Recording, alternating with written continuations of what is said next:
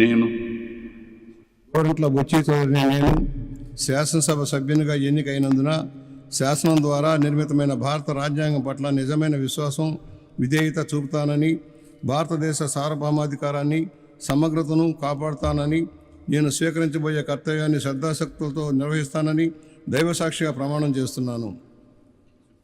నేను ఆంధ్రప్రదేశ్ శాసనసభ సభ్యుడినైన గోరంట్ల బుచ్చి చౌదరి అనే నేను సభ నియమాలకు కట్టుబడి ఉంటానని, వాటిని అనుసరిస్తానని, సభ మర్యాదలను పాటిస్తానని, సాంప్రదాయాలను గౌరవిస్తానని దైవసాక్షిగా ప్రమాణం చేస్తున్నాను.